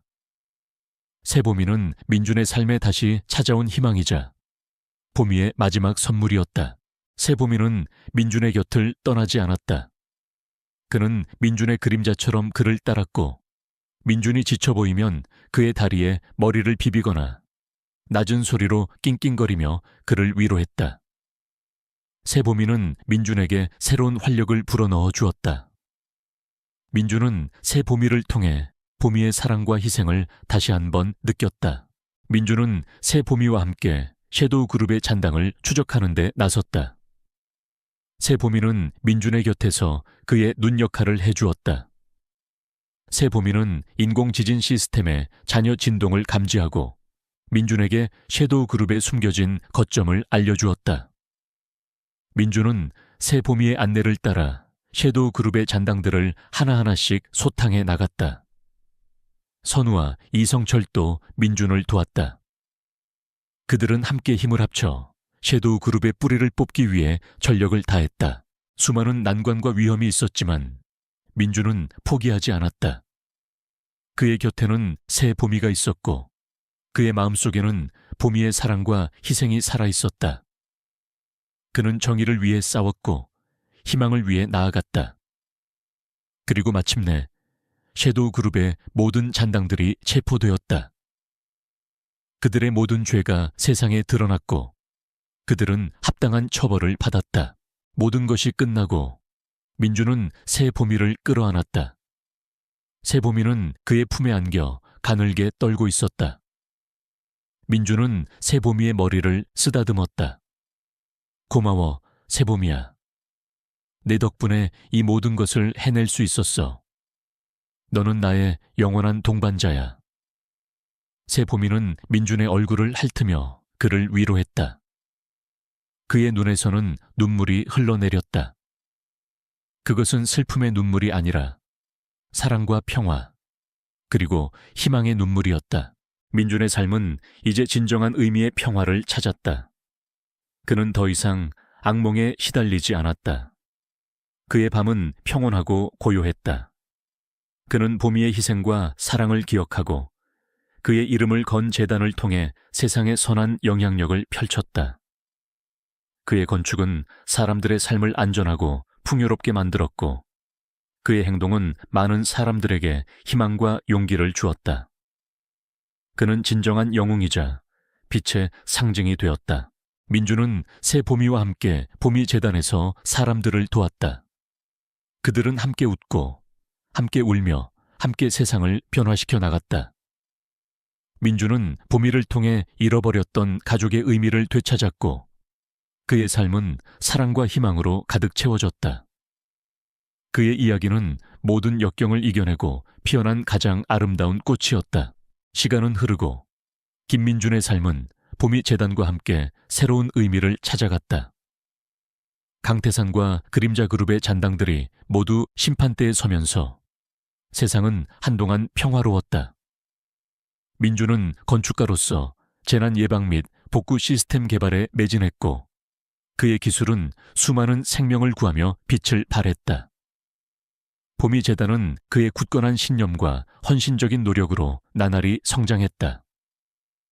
선우는 검사로서 불의와 타협하지 않는 원칙을 지키며 정의로운 사회를 만드는 데 기여했고 이성철은 재단의 기술 고문으로서 민준을 든든하게 지원했다. 새봄이는 민준의 곁을 떠나지 않았다. 그는 민준의 그림자처럼 그를 따랐고 민준이 지쳐 보이면 그의 다리에 머리를 비비거나 낮은 소리로 낑낑거리며 그를 위로했다. 새봄이는 민준에게 봄이의 사랑과 희생을 끊임없이 상기시켜 주었고 민준은 그 존재를 통해 마음의 평화를 얻었다. 새봄이는 단순한 강아지가 아니었다. 그는 민준의 잃어버린 가족이자 그의 영원한 동반자였다. 어느덧 몇 년의 시간이 흘렀다. 봄이 재단은 이제 국내를 넘어 국제적인 재난구호 및 동물보호단체로 발돋움했다. 민준은 전 세계를 다니며 자신의 건축 기술을 전파하고 재난 지역의 복구를 도왔다. 그의 이름은 희망과 용기의 상징이 되었다. 그는 더 이상 과거의 악몽에 시달리지 않았다. 그의 밤은 평온하고 고요했다. 그는 진정한 의미의 평화를 찾았다. 하지만 평화는 영원하지 않았다. 그림자 그룹에 숨겨진 최고위층 리더, 그들의 정체를 누구도 알지 못했던 진짜 배우가 서서히 모습을 드러내기 시작했다. 그는 그림자 그룹의 창시자이자 강태산과 그림자를 조종했던 진정한 흑막이었다. 그의 이름은 블랙스모크였다. 블랙스모크는 인류의 역사가 시작될 때부터 존재해왔던 고대의 비밀 조직의 수장이었다. 그들은 인류 문명의 흥망성쇠를 조종하며 막대한 부와 권력을 축적해왔다. 그들의 최종 목표는 전 세계를 자신들의 통제에 두고 인류를 노예로 삼는 것이었다. 블랙스모크는 민준의 활약으로 자신들의 계획이 수포로 돌아가자 민준을 제거하기로 결심했다. 그는 민준이 가진 지진 감지 능력과 지진 조작 시스템에 대한 지식을 두려워했다. 민준이 그들의 존재를 너무 많이 알고 있었기 때문이었다. 블랙스모크는 전 세계에 퍼져 있는 자신의 비밀 요원들을 동원하여 민준을 노렸다. 민준은 알 수 없는 위협을 감지하기 시작했다. 그의 곁을 지키던 새보미가 다시 예민하게 반응하기 시작했다. 새보미는 특정 진동에 반응하며 민준을 경고했다. 그 진동은 강태산과 그림자 그룹이 사용했던 인공 지진파보다 훨씬 더 미세하고 강력했으며 마치 땅속 깊은 곳에서부터 울려 퍼지는 듯한 고대의 울림 같았다. 민준은 직감했다. 진짜 싸움은 이제부터 시작이라는 것을. 선우는 민준의 불안감을 감지하고 블랙스모크의 존재를 추적하기 시작했다. 그는 국제경찰 조직인 인터폴과 협력하여 섀도우 그룹의 잔당들을 신문하고 블랙스모크의 흔적을 쫓았다. 이성철은 새보미가 감지하는 진동을 분석하여 그 진동의 근원을 추적했다. 그들은 블랙스모크가 사용하는 인공지진 기술이 고대의 주술과 첨단 과학기술이 결합된 형태라는 사실을 발견했다. 그들은 단순히 지반을 조작하는 것이 아니라 지구의 에너지 흐름을 제어하여 자연재해를 일으키는 것이었다. 블랙스모크는 민준에게 직접적인 위협을 가하기 시작했다. 그의 요원들은 민준의 주변을 맴돌며 그를 감시했고 민준의 활동을 방해했다. 보미 재단의 주요 프로젝트들이 방해받고 재단 직원들이 위협을 당하는 일까지 발생했다. 민준은 자신 때문에 무고한 사람들이 피해를 입는 것을 막기 위해 직접 블랙스모크와 맞서기로 결심했다. 민준은 선우와 이성철에게 자신의 계획을 털어놓았다. 블랙스모크를 막아야 해. 그들의 최종 목표는 전 세계를 파괴하고 자신들의 왕국을 세우는 것이야. 나는 그들을 막기 위해 모든 것을 걸 거야. 선우는 민준의 결의에 찬 눈빛을 보며 걱정했다. 김민준, 그들은 상상 이상으로 강력한 존재들이야. 혼자서는 힘들 거야. 알아. 하지만 나는 더 이상 혼자가 아니야. 내 곁에는 너희가 있고 새보미가 있어. 그리고 보미의 희생이 헛되지 않도록 나는 이 싸움에서 반드시 이겨야 해. 민준의 목소리는 단호했다. 민준, 선우, 이성철은 블랙스모크의 봉어지를 찾아냈다. 그곳은 지도에도 표시되지 않은 깊은 산속에 숨겨진 고대의 신전이었다. 신전은 첨단 기술과 고대의 주술이 결합된 형태로 강력한 에너지 보호막으로 둘러싸여 있었다. 블랙스모크는 그곳에서 지구의 에너지 흐름을 제어하고 대규모의 자연재해를 일으킬 계획을 꾸미고 있었다. 그들의 최종 목표는 전 세계 주요 도시에 동시다발적으로 인공지진을 일으켜 문명을 파괴하고 자신들의 새로운 질서를 세우는 것이었다. 민준은 새보미를 데리고 선우와 이성철과 함께 신전으로 향했다. 밤은 칠흑 같았고 신전은 어둠 속에 고요히 잠들어 있었다. 민준의 심장은 격렬하게 뛰었지만 그의 눈빛은 흔들림 없었다. 그의 곁에는 새보미가 있었다. 새보미는 민준의 발치에 바싹 붙어 그의 움직임을 따랐다. 신전 외곽에 도착하자 민준은 이성철이 개발한 특수 장비를 이용하여 신전의 에너지 보호막을 분석하기 시작했다.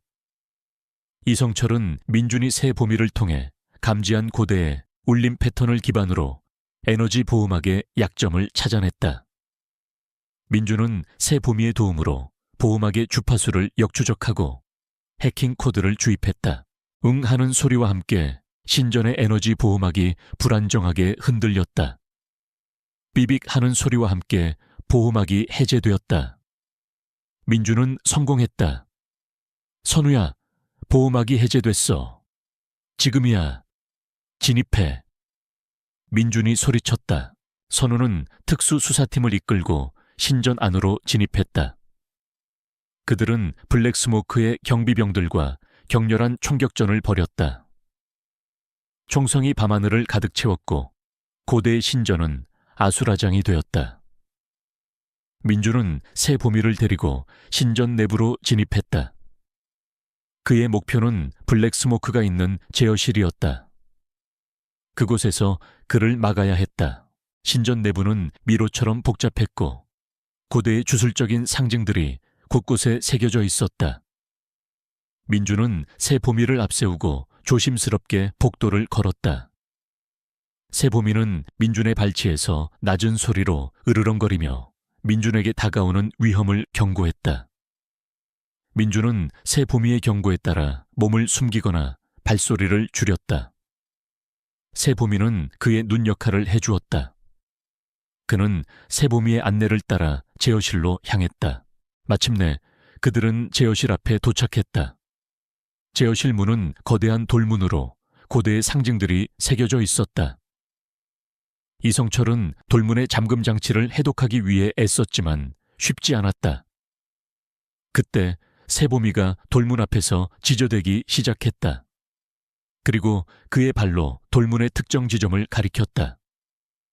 민준은 새보미가 가리키는 곳에 손을 대고 조심스럽게 살펴보았다. 그곳에는 희미하게 빛나는 작은 균열이 있었다. 민준은 그 균열에 자신의 손을 대고 고대의 울림을 감지하려 했다. 그는 새보미를 통해 배웠던 감각으로 균열 속의 에너지 흐름을 읽으려 했다. 웅 하는 소리와 함께 돌문이 천천히 열리기 시작했다. 민준은 성공했다. 제어실 안에는 블랙스모크가 거대한 수정구를 앞에 두고 서 있었다. 수정구 안에는 지구의 에너지 흐름이 복잡하게 얽혀 있었고 그것은 곧 거대한 폭발을 일으킬 듯했다. 블랙스모크는 민준을 보자마자 비웃었다. 김민준, 내까짓게 감히 나를 막으려 들어. 이미 늦었어. 이제 곧 인공지진이 발생할 거야. 인류 문명은 폐허가 될 것이다. 너의 부모처럼 너도 여기서 죽을 것이다. 블랙스모크는 강력한 주술적인 힘으로 민준을 공격했다. 민준은 블랙스모크의 공격을 피하고 그의 팔을 꺾어 수정구를 빼앗으려 했다. 그들은 제어실 안에서 격렬한 몸싸움을 벌였다. 블랙스모크는 상상 이상으로 강력하고 노련한 주술사였다. 그는 민준을 향해 고대의 주술을 퍼부었고 민준은 그의 마법에 의해 몸이 묶이거나 정신이 혼란스러워지는 것을 느꼈다. 그의 팔에 깊은 상처가 났다. 피가 흘러내렸다. 이 자식이 내 계획을 망치려 하지 마라. 블랙스모크는 분노에 찬 목소리로 소리쳤다. 민준은 블랙스모크의 소나귀에서 벗어나려 발버둥 쳤지만 블랙스모크의 힘은 강했다. 그의 숨통이 조여왔다. 그때 새보미가 블랙스모크의 다리를 물고 늘어졌다. 블랙스모크는 고통에 찬 비명을 지르며 새보미를 뿌리치려 했다. 그 순간 민준은 블랙스모크의 소나귀에서 벗어나 수정구로 달려갔다. 그는 수정구의 에너지를 억제하고 고대의 주술을 무력화시키려 했다. 그는 새보미가 알려준 고대의 울림의 약점을 공략했다. 응 하는 소리와 함께 수정구의 에너지가 불안정하게 흔들렸다. 삐빅 하는 소리와 함께 시스템의 가동이 멈췄다. 거대한 울림이 잦아들었다. 인공지진이 중지되었다. 전 세계는 위험에서 벗어났다. 민주는 쓰러져 숨을 몰아쉬었다. 블랙스모크는 분노에 찬 눈빛으로 민준을 노려봤다. 네가 내 모든 것을 망쳤어. 블랙스모크는 민준에게 달려들었다. 그 순간 선우와 특수 수사팀이 제어실 안으로 들이닥쳤다. 그들은 블랙스모크를 제압하고 수갑을 채웠다. 블랙스모크, 당신을 살인 및 테러 예비 음모 혐의로 긴급 체포합니다. 모든 것은 끝났어. 선우는 블랙스모크에게 체포영장을 들이밀었다. 블랙스모크는 분노의 치를 떨었지만 이미 때는 늦었다. 그는 결국 선우의 손에 체포되었다. 그의 부하들도 모두 제압되었다. 섀도우 그룹의 모든 죄가 만천에 드러나는 순간이었다. 민주는 새보미를 끌어안았다. 새보미는 그의 품에 안겨 가늘게 떨고 있었다. 새보미의 다리에는 블랙스모크에게 물린 상처가 남아있었다. 새보미야, 괜찮아? 아팠지? 미안해. 민주는 새보미의 상처를 어루만졌다. 새보미는 민준의 얼굴을 핥으며 그를 위로했다. 그의 눈에서는 눈물이 흘러내렸다. 그것은 안도감과 감사의 눈물이었다. 그는 새보미 덕분에 이 모든 것을 해낼 수 있었다. 새보미는 그의 수호자이자 그를 빛으로 이끌어준 존재였다. 민주는 새보미를 데리고 병원으로 향했다. 새보미는 다리에 입은 상처 때문에 치료를 받아야 했다. 다행히 심각한 상처는 아니었다. 민주는 새보미의 옆에 앉아 그의 머리를 쓰다듬었다. 그는 이제 더 이상 악몽에 시달리지 않았다. 그의 밤은 평화롭고 고요했다. 그는 강태산과 그림자, 그리고 블랙스모크까지 심판대에 세웠다. 그의 부모님의 억울함을 풀어주었고 수많은 사람들의 목숨을 구했다. 그리고 전 세계를 위협하는 고대의 그림자를 물리쳤다. 민준의 삶은 이제 진정한 의미의 평화를 찾았다. 그는 보미와 새 보미의 희생과 사랑을 기억하며 보미 재단을 통해 세상에 선한 영향력을 펼쳤다. 그의 건축은 사람들의 삶을 안전하고 풍요롭게 만들었고 그의 행동은 많은 사람들에게 희망과 용기를 주었다. 그는 진정한 영웅이자 빛의 상징이 되었다. 민주는 새 보미와 함께 보미 재단에서 사람들을 도왔다. 그들은 함께 웃고 함께 울며 함께 세상을 변화시켜 나갔다. 민주는 보미를 통해 잃어버렸던 가족의 의미를 되찾았고 그의 삶은 사랑과 희망으로 가득 채워졌다. 그의 이야기는 모든 역경을 이겨내고 피어난 가장 아름다운 꽃이었다. 민주는 이제 완전한 평화를 얻었다. 그의 마음은 더 이상 슬픔이나 고통으로 가득 차지 않았다.